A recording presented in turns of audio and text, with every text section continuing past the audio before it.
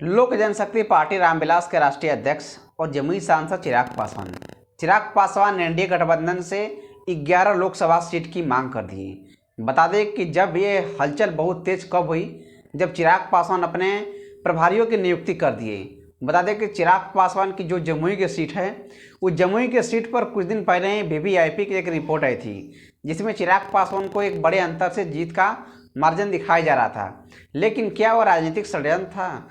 बता दें कि सूत्रों के हवाले से खबर मिल रही है कि चिराग पासवान को वीवीआईपी के चेहरे में सबसे टॉप पर रखा गया था, इसलिए क्योंकि एनडीए गठबंधन से चिराग पासवान का एक संदेश था कि आपको जमुई ही चुनाव लड़ना है।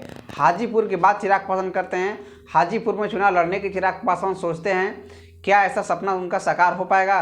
इस रिपोर्ट में मैं आप सबको बताता हूँ।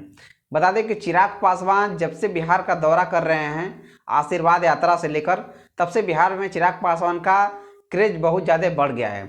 जिस तरीके से चिराग पासवान का आशीर्वाद यात्रा में एक विशाल जनसभा उमड़ा चिराग पासवान के लिए, और वहीं चिराग पासवान ने लगातार हाजीपुर में कई जनसभाएं किए।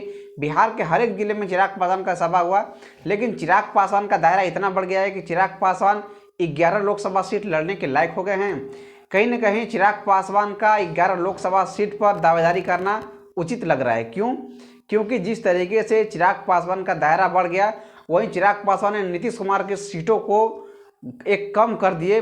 बता दें कि चिराग पासवान की वजह से ही नीतीश कुमार को चिराग पासवान ने आधे से कम सीट पर ला दिए। लेकिन चिराग पासवान का दायरा इतना बढ़ गया है, इसलिए भारतीय जनता पार्टी चिराग पासवान को तवज्जो उतना दी। जिस तरीके से चिराग पासवान युवा चेहरे हैं बिहार के और उभरते सितारे हैं, जिस तरीके से चिराग पासवान का दायरा इतना बढ़ गया है कि 20 लोकसभा की सीट जिस तरीके से इंडी गठबंधन से चिराग पासवान को मिल रही है, क्या ये वाकिफ सही है या एक राजनीतिक षड्यंत्र रच रहा है? साथियों, बता दें कि चिराग पासवान को इंडी गठबंधन से 20 लोकसभा की सीट और एनडीए गठबंधन से 11 लोकसभा सीट का चिराग पासवान मांग किए हैं। लेकिन क्या होता है, चिराग पासवान का सपना किस तरीके से साकार होता है, वो आने वाला समय बताएगा। लेकिन अभी के लिए इतना ही। जय हिंद, जय बिहार।